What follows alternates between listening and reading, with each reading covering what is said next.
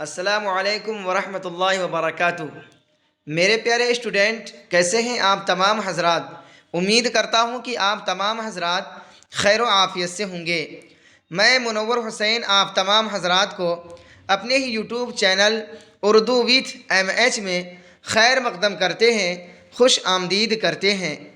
Student, اس سے پہلے والے ویڈیو میں ہم آپ حضرات کو مٹی کا تیل، جس کے رائٹر یعنی مصنف ہیں خواجہ حسن نظامی، اس کے بارے میں پڑھا چکا ہوں۔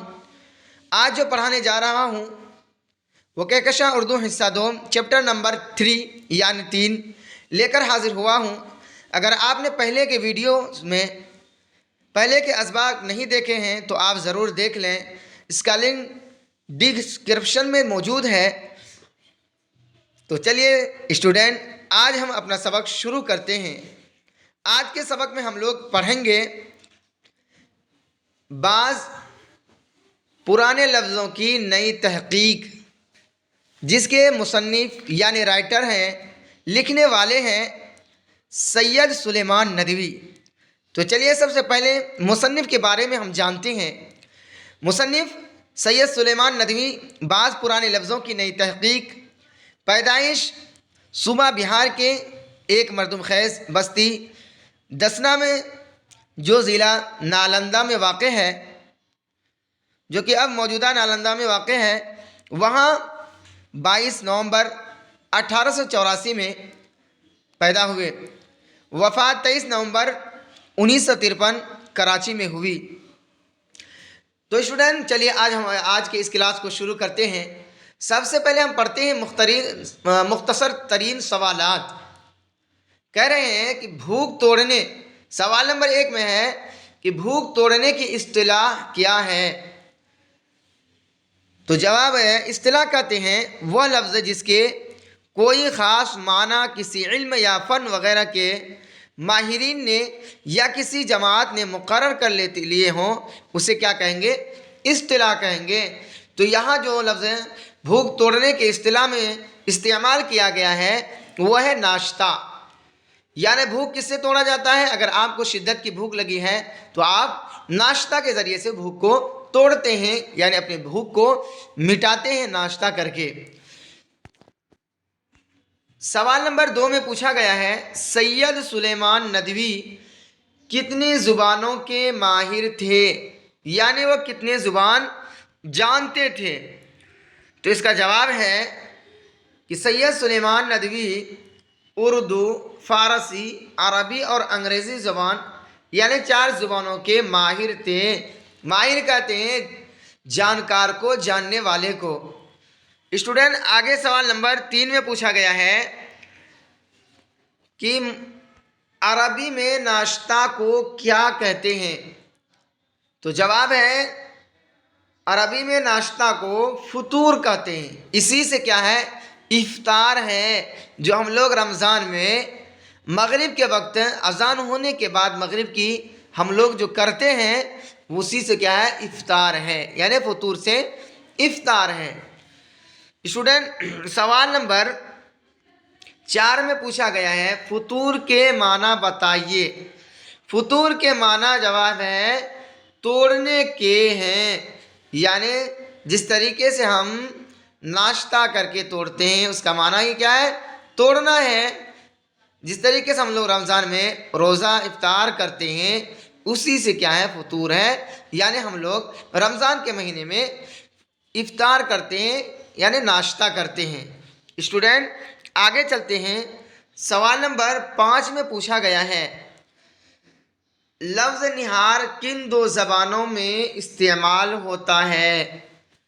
تو جواب ہے، فارسی اور ہندوستانی زبانوں میں استعمال ہوتا ہے۔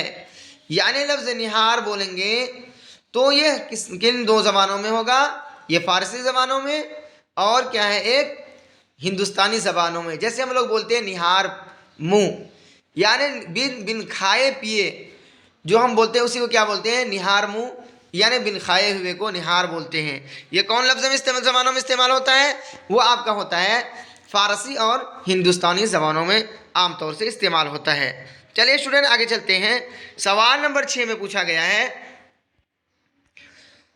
قلعی کس زبان کا لفظ ہے اور اس کے معنی کیا ہیں؟ تو جواب ہے قلعی عربی زبان کا لفظ ہے اور معنی ہے رانگا. یعنی جو رانگا ہم لوگ پیتل کے برتنوں وغیرہ میں کرتے ہیں وہی رانگا ہے. کس کے؟ قلعی کے معنی. اسٹوڈنٹ آگے چلتے ہیں. سوال نمبر 7 میں پوچھا گیا ہے سرخی سے کیا مراد ہے؟ یہاں جواب ہے سرخی سے مراد عنوان ہے، ٹاپک ہے. ایک سرخی کے معنی ہوتا ہے لال، سرخ من لال، تو یہاں وہ لال معنی مراد نہیں ہے. یہاں سرخی سے مراد یہاں ہے عنوان یا وہ کہہ لیجئے ٹاپک. اسٹوڈنٹ آگے چلتے ہیں. سوال نمبر 8 میں پوچھا گیا ہے قلعی کھولنا اور قلعی پھیرنا کے معنی میں کیا فرق ہے؟ تو آپ کا سیدھا سیدھا جواب ہوگا کہ قلعی کھولنا کے معنی کسی کے عیب کو ظاہر کرنا ہے. کیا کرنا؟ بولا جاتا نا کہ آپ نے اس کا قلعی کھول دیا، یعنی آپ نے اس کے عیب کو ظاہر کر دیا. اور قلعی پھیرنا کے معنی کیا ہے کہ قلعی پھیرنا کے معنی ہے کسی کے عیوب کو چھپانا. کیا کرنا؟ کسی کے عیب کو چھپانا. آپ نے قلعی پھیر دیا، کسی کا قلعی پھیر دیا یعنی آپ نے اس کے عیب کو، ان کے برائی کو آپ نے چھپا دیا، ڈھانپ دیا. اسٹوڈنٹ آگے چلتے ہیں. سوال نمبر 9 میں پوچھا گیا ہے کہ احدی اور احدی یعنی بفتح الحمزہ، احدی اور ہا کے کیا ہے جزم کے ساتھ، وہ کیا ہوگا؟ احدی. اور ایک ہے حمزہ کے زبر کے ساتھ اور ہا کے زبر کے ساتھ، وہ ہو گیا احدی. احدی کے فرق کو واضح کیجئے. تو جواب ہوا آپ کا احدی یعنی الف کے اوپر زبر ہو اور ہا کے اوپر جزم ہو، جس کے ہیں احدی. اس کے معنی ہے سست اور کاہل کے ہیں. اور ایک ہے ہا پر الف پر زبر ہو اور الف بولیے یا حمزہ بولیے، زبر ہو اور ہا پر بھی زبر ہو، جیسے احدی. تو اس کے معنی آپ کا ہوا ایک یا پھر اکیلا. جیسے ہم لوگ بولتے ہیں نا قل هو اللہ احد، تو وہی کیا ہے؟ احد. یعنی احد کے معنی اکیلا ہے. جیسے کہ اے نبی آپ کہہ دیجئے اللہ ایک ہے، ویسے یہاں کیا ہے؟ احد. یہاں بھی احدی کے معنی کیا ہوا؟ ایک یا پھر اکیلا. اسٹوڈنٹ آگے چلتے ہیں. سوال نمبر 10 میں ہے کیا پوچھا گیا ہے قلعی کو عربی اور فارسی میں کیا کہتے ہیں؟ تو جواب ہے قلعی کو عربی میں لسان اور فارسی میں رانگا کہتے ہیں. قلعی کو کیا کہتے ہیں؟ عربی میں لسان اور فارسی میں رانگا کہتے ہیں. جیسے میں نے بتلایا اس سے پہلے کہ رانگا وہ ایک طریقے کیا ہوتا ہے، کوئی پالش ہوتا ہے جو ہم پیتل کے برتنوں کے اندر کرتے ہیں ان کے چمک دمک کے لیے. اسٹوڈنٹ آگے چلتے ہیں. سوال نمبر 11 میں پوچھا گیا ہے پورب اور پچھم کی زبانوں سے کون زبان مصنف مراد لیتا ہے؟ تو آپ کا جواب ہوگا کہ پورب کی زبان سے مصنف کی مراد عربی زبان ہے اور پچھم کی زبان سے مراد انگریزی زبان ہے. اسٹوڈنٹ اب چلتے ہیں ہم مختصر سوالات. یہ تو تھا آپ بتائیے، یعنی مختصر ترین سوالات تھا. اب ہم چلتے ہیں مختصر سوالات. سوال نمبر 1 میں پوچھا گیا ہے پیٹ کے لیے کھانوں میں سب سے زیادہ ضروری کھانا کون سا ہے؟ اس کے متعلق سید سلیمان ندوی کے خیالات واضح کیجئے. یعنی آپ واضح طور پر بتائیے کہ ان کے کیا خیالات تھے کس کے لیے؟ پیٹ کے لیے کھانوں میں. تو آپ کا جواب ہے کہ پیٹ کے لیے کھانوں میں سب سے زیادہ ضروری کھانا کون سا ہے؟ اس سلسلے میں مختلف لوگوں کا جواب ہے مختلف ہو سکتا ہے. اس لیے جہاں تک سید سلیمان ندوی کی بات ہے تو اس سلسلے میں ان کا خیال یہ ہے کہ پیٹ کے لیے کھانوں میں سب سے زیادہ ضروری کھانا ناشتہ ہے۔ صبح سویرے پیٹ میں کچھ کھا لینے سے دن بھر کے لیے اطمینان ہو جاتا ہے۔ سوال نمبر 2 میں پوچھا گیا ہے، قلیہ سے کیا مراد ہے؟ عربی اور ہندوستانی زبانوں میں کیسے استعمال کرتے ہیں؟ تو اسٹوڈنٹ اس کا جواب ہے، ہمارے ہندوستانی تہذیب میں قلیہ قورمہ عام کھانا اور روزمرہ کے استعمال میں ہے۔ قلیہ کی بظاہر شکل تو عربی ہے، لیکن اس کا معنی عربی میں نہیں ہے۔ عربی میں اس کی شکل قلیہ ہو سکتی ہے، قلیہ ہو سکتی ہے، جو قلعی سے بنا ہے۔ قلعی فعل ہے جس کے معنی بھوننا ہے۔ اس طرح بھونے ہوئے گوشت کو قلیہ کہتے ہیں۔ اسٹوڈنٹ آگے چلتے ہیں، سوال نمبر 3 میں پوچھا گیا ہے، نئے اور پرانے نقطۂ نگاہ سے لفظ سرخی کا جائزہ لیجئے۔ تو آپ کا جواب ہوگا،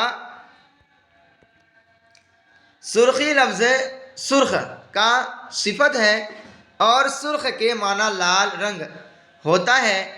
پہلے زمانے میں مضامین لکھنے کے دوران مضامین کے عنوان کو امتیاز پیدا کرنے کے لیے، یعنی امتیاز منے ایک دوسرے کو الگ کرنے کے لیے، سرخ رنگ کی سیاہی سے لکھتے تھے۔ نئے دور میں جب چھاپا خانہ ایجاد ہوا تو رفتہ رفتہ دھیرے دھیرے باب یا مضمون کو سرخی کہنے لگے۔